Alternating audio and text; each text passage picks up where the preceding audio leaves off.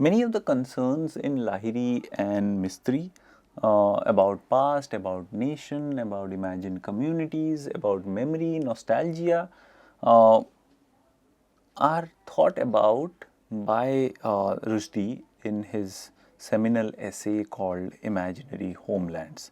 Rushdie does not need an introduction. It's Rushdie who is at the center of diasporic writing about India, at the center of the limelight that Indian writing in English receives thanks to his awards and books that he wrote about India.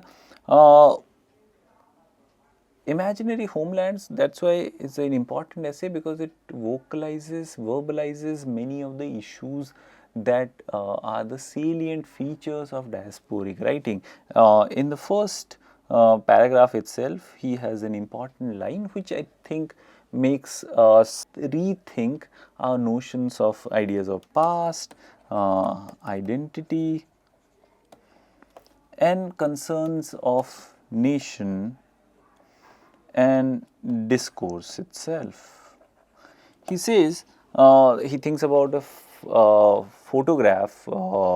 He is talking about a photograph, the picture dating from 1946 of a house into which at the time of its taking I had not yet been born. So he says the photograph tells me to invert this idea. It reminds me that it's my present that is foreign, that the past is home, albeit a lost home in a lost city in the midst of lost time. The past is about this idea of home, but this home is forever lost. And that's probably one of the reasons why there's a perennial search for this past by these writers. So that's why, because it's a lost home in lost city in the midst of lost time. So we have 2-3 things to take care of. Think about lost home in geographical space, so and also time. So all indicators of one's identity itself have to be rethought, because we are talking about time, lost time, we are talking about space, we are talking about also space in terms of the home itself as someone's interiority, also someone's being in that sense, right? So one can see that there is a constant attempt to reach those spaces, right? So he continues, he builds on that idea. He talks about again Bombay, and we had just read a story on Bombay. It may be that writers in my position, exiles or immigrants or expatriates, are haunted by some sense of loss, some urge to reclaim, to look back, or even at the risk of being mutated into pillars of salt. So he says that it's we are haunted by that sense of loss, and one can see in both Lahiri and Mistry that sense of loss. That's why the dramatization of past, the dramatization of a colony in Bombay, of a migrant community or a marginal community in Bombay or in North America of Indian expatriate. So he says that because somewhere one has not reconciled with that idea of loss. That's why the father of Lilia is angry that she does not read or she does not know about Indian history. And you can see there is some urge that she should know about it. And by the end of the story, we know that Lilia has already fulfilled that urge. Lilia comes to know about this part of her heritage, and she comes to be the hyphenated person, and that's what he is talking about, that if you are writers in my position, you are constantly haunted by that sense of loss. And Rushdie himself has talked about his sense of loss from Bombay, the childhood in Bombay that he had spent, and to his other homes that he has. So that's why he has no home in that sense, because he has had so many homes that he has moved on from. That's what he said earlier also. Some urge to reclaim because you do not have it. So therefore the desperation that I should reclaim this part of my life, I should reprise this part of my life, to look back even at the risk of being mutated into pillars of salt. But if we do look back, we must also do so in the knowledge which gives rise to the profound uncertainty that our physical alienation from India almost inevitably means that we will not be capable of reclaiming precisely the thing that was lost. And this is the conundrum that he's talking about, that in our desperation to reclaim, we should be aware that we will not be able to reclaim the past, the thing that was lost. Many times we have our nostalgic remembrances of our childhood, of those glorious days, as we would think about it, that like such things were there. Many times old people talk about that life was better when earlier, now it's not. So there is constantly an attempt also to try to go back to those days. People look at photos, people try to recreate recipes, people try to preserve memories, archives, and all those things are part of that entire effort to reclaim. But he says that the moment we who are away from India try to reclaim the thing that was lost, we should know that it will be not reclaimed, that we will not be capable of reclaiming precisely the thing that was lost. And this is what her Lilia's mother reminds.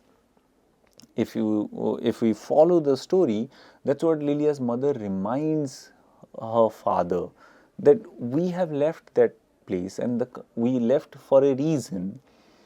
Things are better here, but the father seems to be interested in that reclaiming. The entire focus of that story by Lahiri, one of the things that need to be also focused on the idea of food, which is also the insistence of Mistry. You will see both the stories constantly harping on the idea of food, because food is intrinsically related to that memory of past. That past can only be retrieved through these recipes, through those smells, through those dining table, whatever is laid out on those dining table. That's what it will remind you of. If you remember what Lilia says, that like, oh, I didn't understand why he is not us, because he eats fennel seeds like us for digestion. He eats the same kind of food. He does the same he also takes off his shoes before he enters. So all those are part of reclaiming, but you cannot reclaim exactly what you have lost. That we will, in short, create fictions, and that's probably what that household is. That living room in Lilia's house is actually a fiction, because they are trying to recreate India within that space. They are trying to create that imagined community. It's a fictional community in that sense, not actual cities or villages. They cannot create the actual India there. So actual cities and villages are not possible, but invisible ones, imaginary homelands, Indias of mind. And that's exactly what Lilia's parents are trying to do. They are creating imaginary homelands, Indias of mind. So when Rohinton Mistry is writing these stories of Firozshah Bagh in 1988, he is actually creating these kinds of imaginary homelands. He's creating Indias of the mind. He's letting the readers of the West visit these kinds of imaginary homelands. And this is also the reason why attacks have been made against diasporic writers, because they create these imaginary homelands. They seem to be, and this is exactly the point, that they seem to be divorced from reality. Something that I was telling you earlier in the earlier lectures, that this is the reason why certain times they faced challenges from Bhasha writers and other writers from India, that you are divorced from reality. And that's what Rushdie acknowledges in the beginning itself, that what we are creating are only imaginary homelands. So, so it's not possible to create it all together. Writing my book in North London, looking out through the window onto a city scene that totally unlike the ones I was imagining them onto the paper, I was constantly plagued by this problem until I felt obliged to face it in the text to make clear, in spite of my original and supposed Proustian ambition to unlock the gates of lost time so that past reappeared as it actually had been, unaffected by the distortion of memory. What I was actually doing was a novel of memory about memory, so that my India was just like that. My India, a version, no more than one version of all the 100 millions possible. So he acknowledges that all that he could possibly do is to present his version. So that's why I was harping on the idea of the personal story. And he says that there should be many versions. I just have my own version of India, and that's the version. And again, you will see that this is where the challenge also comes, because these are writers writing from metropolitan centers. Let's say he is mentioning that he is sitting in North London. These writers are writing from places of privilege, places of global networks of circulation. So thereby their version of India probably gains more importance than someone writing from a rural part of India in a bhasha, in one of the languages of India, in the vernaculars of India itself. So what Rushdie is acknowledging is that this is his story. This is his version, and all that they could also prepare are their versions. I tried to make it imaginatively true as I could, but imaginative truth is simultaneously honorable and suspect. He is very aware of the commodity that he is creating. He says that it's obviously very penetrating, it's very insightful from what I can imagine my version it will be of India, but also it will be suspect, because you are away from reality. One is not participant in this culture itself. One is away from this culture. So therefore, the past will be a suspect. The imagination will be suspect because it's divorced from the immediate reality itself. Honorable, I knew that my India may have been one to which I who no longer what I was by quitting Bombay, never became what I was meant to, was, let us say, willing to admit I belonged.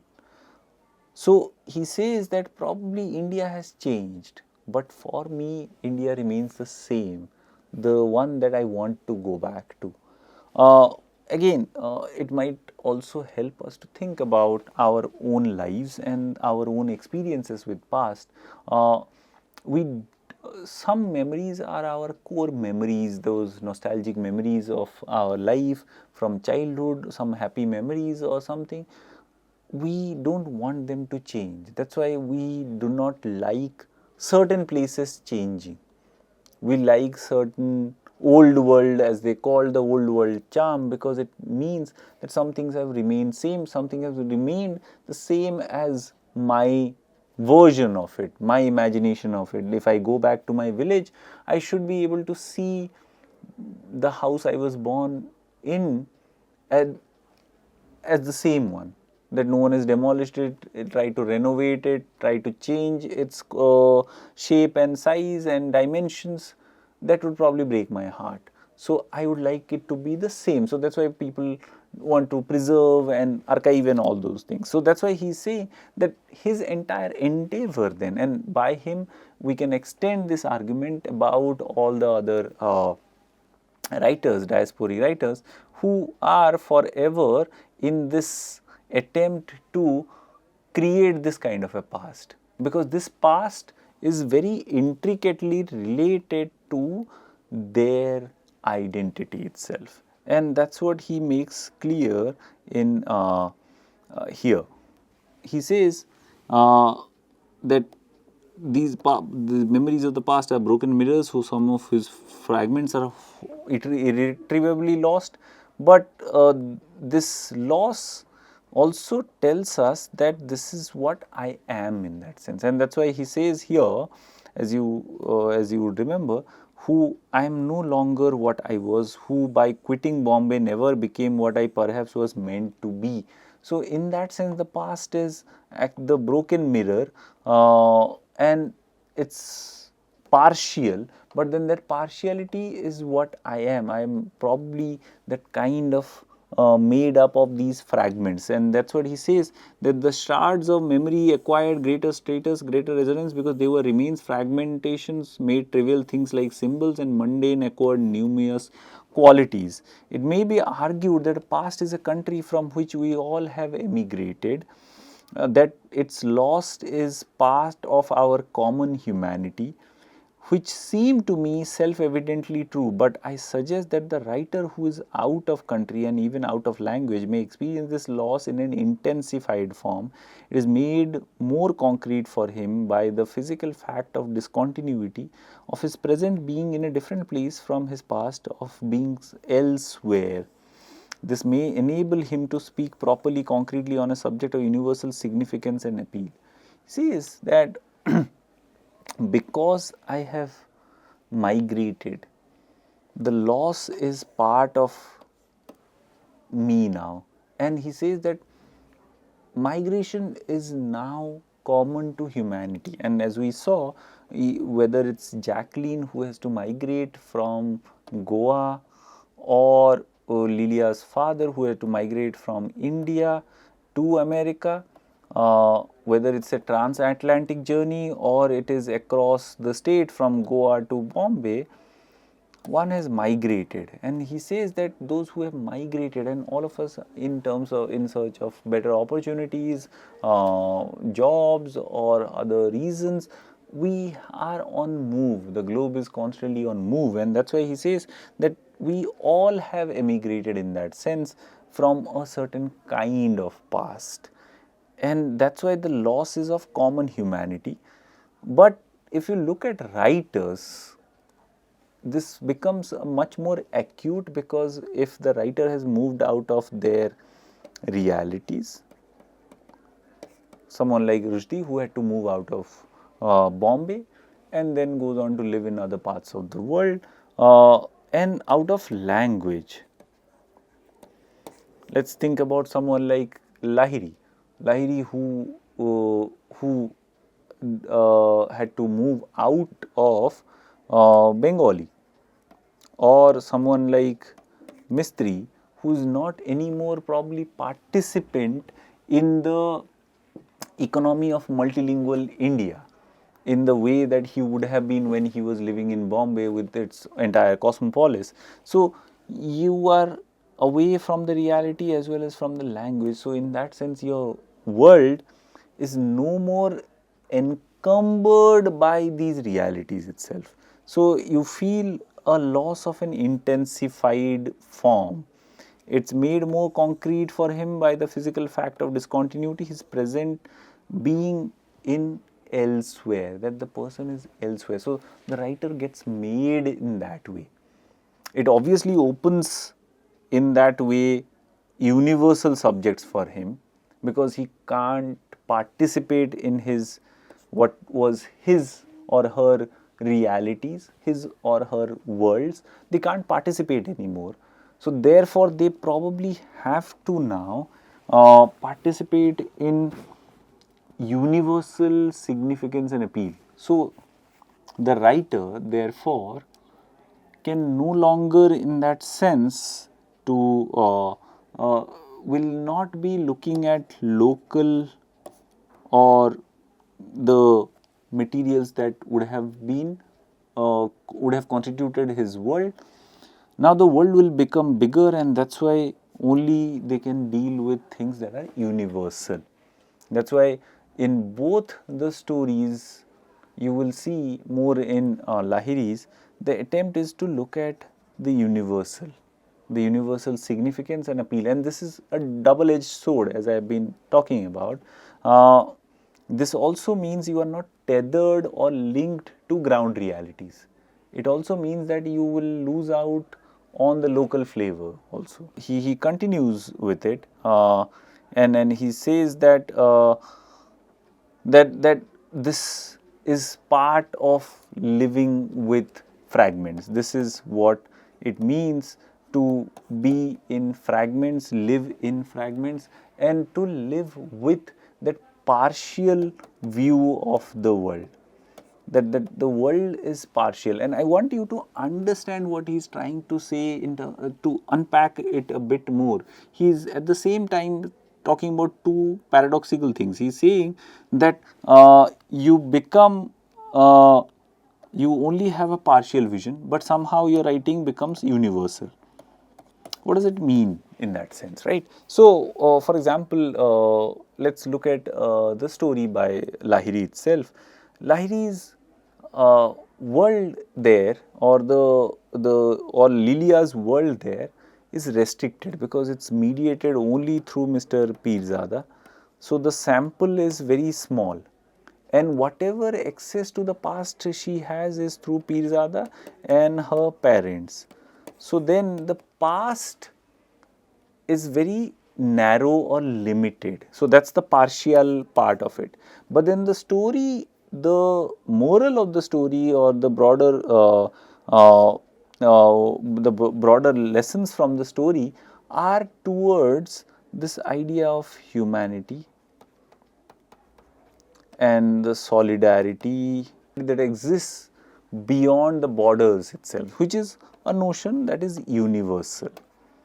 Thus, you have a paradoxical situation here, that the diasporic writer has only partial access to the world, to their past, and because they only have access to the past, not the present, therefore the partiality is almost like very visibly present there, and therefore they can only go to the past because they are not presently rooted to their world.